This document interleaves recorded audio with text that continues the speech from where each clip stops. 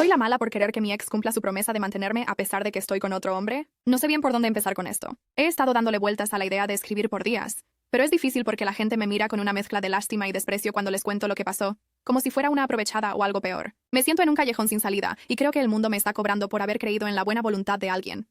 Mi esposo y yo estuvimos juntos por casi 20 años. Tuvimos una hija apenas cumplí la mayoría de edad, y yo dejé mis estudios de diseño gráfico justo cuando me gradué porque él me lo pidió. Me aseguró que podría quedarme en casa, que él se encargaría de todo, que no quería que nuestra niña creciera sin su madre. No fue una obligación, sino una decisión que tomé por amor y un poco de miedo. Yo venía de una familia humilde con muy pocos recursos, mientras que él venía de una familia bien posicionada, con negocios y propiedades. Cuando su padre falleció, le dejó una granja. Con su trabajo como desarrollador web, teníamos todo cubierto. Comida, colegios, viajes, cualquier cosa que quisiéramos, así que acepté. Me convertí en el pilar del hogar. Por casi 2 décadas me dediqué por completo a cuidar a nuestra hija y a mantener la casa. Nunca tuve un trabajo formal. Nunca aporté un solo centavo, pero fui la madre a tiempo completo, la que curaba heridas, la que cocinaba, la que mantenía todo en orden, el soporte emocional. Dejé de pensar en mí para pensar en nosotros, y todo estuvo bien hasta que ya no lo estuvo.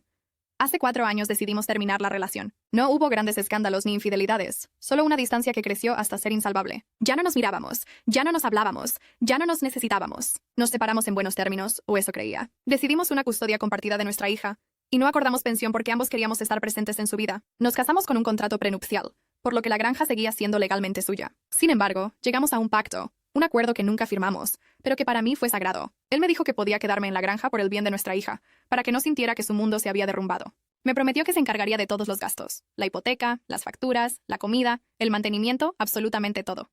También me dijo que no me preocupara por buscar un empleo aún. Tómate el tiempo que necesites para recuperarte y volver a empezar. Te apoyé durante el matrimonio, y te seguiré apoyando ahora hasta que puedas volar sola.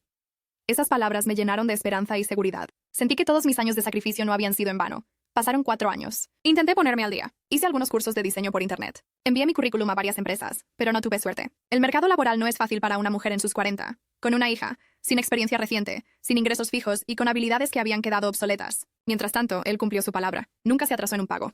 Me dejaba mi espacio. Se llevaba a nuestra hija en sus semanas y en las mías yo intentaba hacer lo mejor posible. Vivíamos en paz, en un equilibrio frágil. Y yo confié. Confié en que ese acuerdo, aunque no estuviera escrito, era real, que no me dejaría caer, que nuestra historia de casi 20 años significaba algo. Lo que no sabía era que esa promesa tenía fecha de caducidad y que él no me lo había dicho. Me dijo que me apoyaría hasta que pudiera volar sola, pero nadie me advirtió lo difícil que sería hacerlo sin nadie a mi lado, sin una caricia al final del día, sin alguien que me hiciera sentir deseada otra vez. Fue entonces que conocí a Esteban y me dejé llevar. Era un poco mayor que yo, con mucho carisma. Hablaba con una confianza que me cautivó. Me escuchaba sin juzgar. Decía cosas que hacía años no oía, que era hermosa, que merecía más, que no estaba rota. Empezamos a vernos sin esperar nada. Al principio ni siquiera se lo presenté a mi hija, pero la relación se fue haciendo más seria y de repente se instaló en mi vida. Empezó a quedarse más a menudo. Trajo algunas cosas, luego más, y al poco tiempo ya vivía con nosotras. No le avisé a mi ex. ¿Para qué? No creí que fuera necesario. Yo no me metía en su vida. ¿Por qué tendría que rendirle cuentas de la mía? Al principio todo iba bien. Esteban era amable. Cocinaba.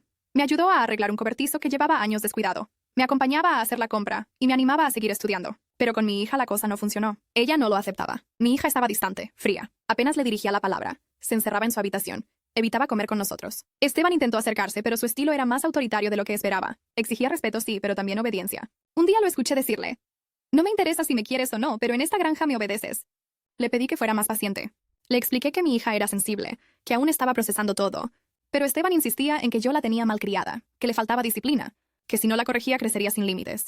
Yo no sabía qué hacer. Solo quería paz en mi hogar. Por eso, cuando Esteban le pidió a mi hija que apagara el ordenador y bajara a cenar y ella lo ignoró por 5ª vez, no imaginé lo que pasaría. Esteban entró en su habitación, desconectó la computadora y sin decir una palabra, la tiró al suelo. El ordenador se hizo pedazos. Mi hija soltó un grito que me heló la sangre. Me miró con los ojos llenos de lágrimas y gritó: «¿Estás viendo esto? ¿Vas a hacer algo?». Y yo, en un impulso, le grité que tenía que respetar a Esteban, que era el adulto en la casa. Ella me llamó un montón de cosas terribles y me dijo que yo era una traidora. Le di una bofetada. Fue algo instintivo, automático. Mi cuerpo reaccionó antes que mi mente. Ella se quedó en silencio. Me miró como si no me conociera. «Le pegaste a tu hija por él», me dijo. No respondí. Esa noche ella no cenó, no salió de su cuarto. Al día siguiente simplemente no volvió del colegio. Llamé a sus amigos, a sus profesores, a todo el mundo. Nadie sabía nada. Me estaba volviendo loca hasta que mi teléfono sonó. Era mi ex. «No te preocupes, está conmigo». Le pedí que me la pasara, pero me dijo que no, que ella había decidido quedarse con él y que debíamos vernos al día siguiente en persona. «¿Para qué?», le pregunté. «Para hablar de todo», respondió antes de colgar. Esa noche Esteban y yo apenas hablamos. Él decía que yo estaba exagerando, que si la niña había reaccionado así era porque estaba malcriada, que él no había hecho nada malo. Me acosté sin discutir, pero apenas dormí.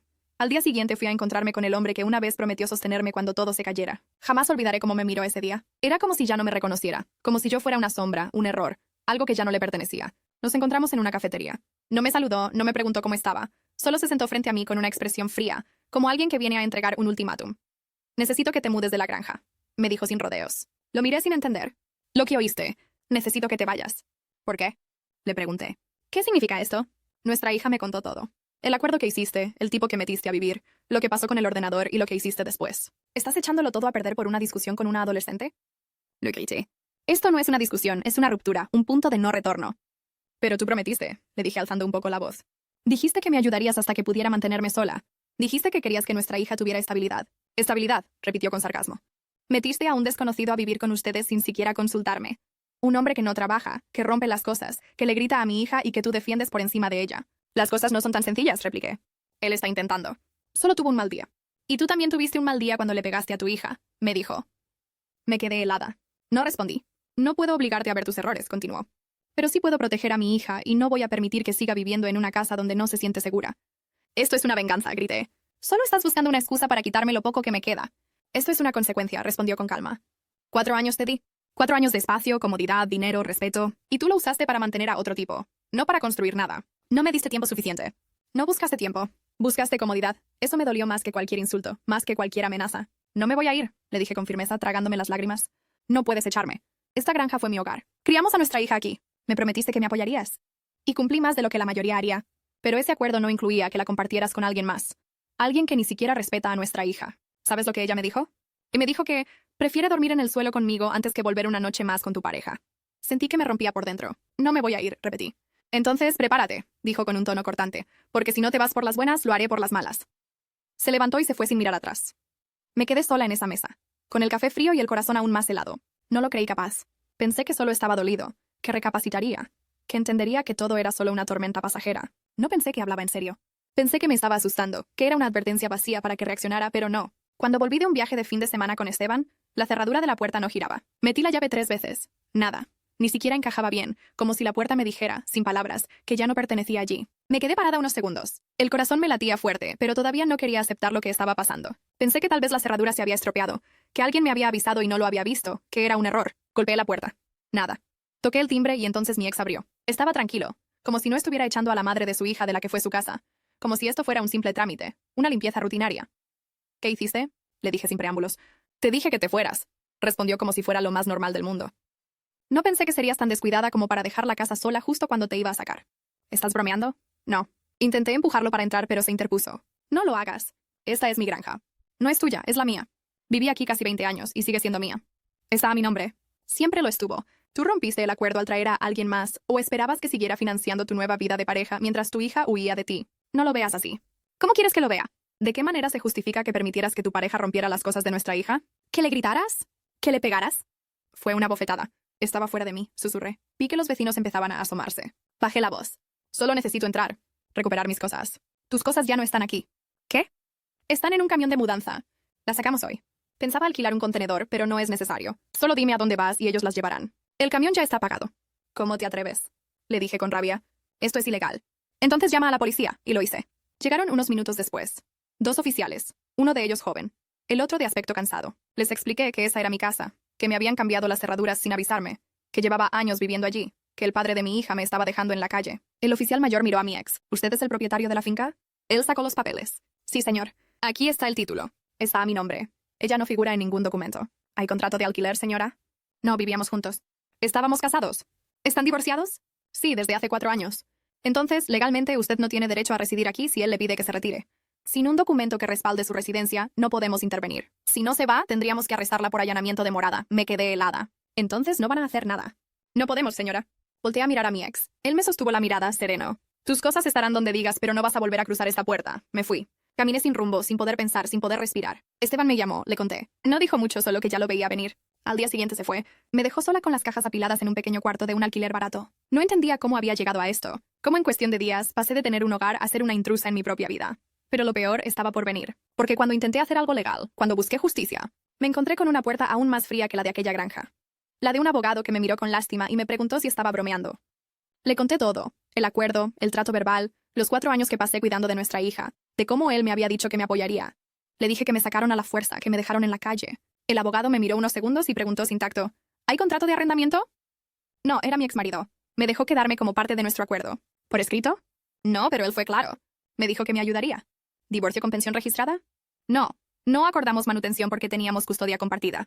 Suspiró lentamente. No tiene un caso. Legalmente él no está obligado a mantenerla. No hay documento, ni matrimonio vigente, ni hijos bajo su cuidado exclusivo. Usted era una invitada y él la desalojó. Lo que hizo es desagradable, pero no es ilegal. Y créame, lo de él, dándole 4 años de apoyo, es más de lo que muchos hacen. No va a ganar esta pelea en los tribunales. Salí de ahí con las piernas temblando. Era como si el mundo me dijera que nada de lo que hice valía algo. Como si todos esos años en pantuflas y delantal, con mi hija enferma en los brazos, con la granja limpia, con los sacrificios en silencio, no contaran para nadie. Caminé sin rumbo hasta el pequeño cuarto donde dormía. Me senté sobre las cajas que todavía no había abierto y lloré. Esteban ya no estaba. Se había ido sin hacer ruido, sin siquiera un mensaje. Tal vez él también pensaba que ya no valía la pena. Intenté llamarlo.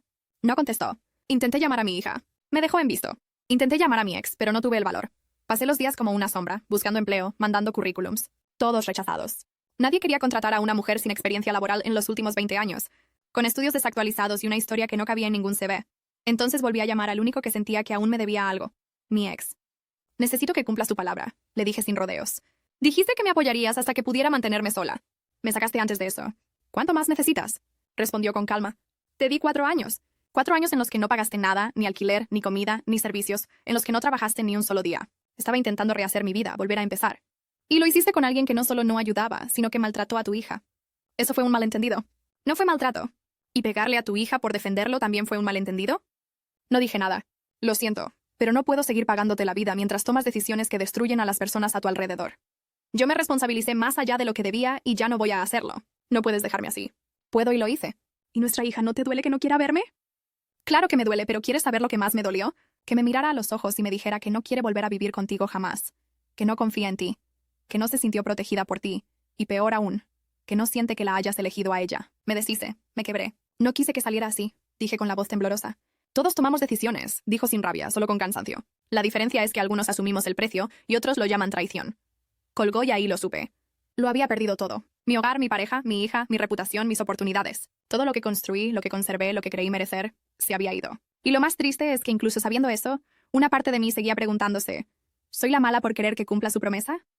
Ahora estoy en un cuarto pequeño. Mi ropa sigue en caja. Tengo 2 platos, una olla, un colchón en el piso y un espejo sin marco. No tengo pareja, no tengo estabilidad, no tengo a mi hija, pero lo que más me duele no es eso. Es la sensación de que nunca conté, de que todos los años de entrega, de cuidados, de silencios, fueron vistos como un favor, no como un sacrificio. Que mi rol de madre, de ama de casa, fue invisible mientras servía y desechable cuando dejé de hacerlo.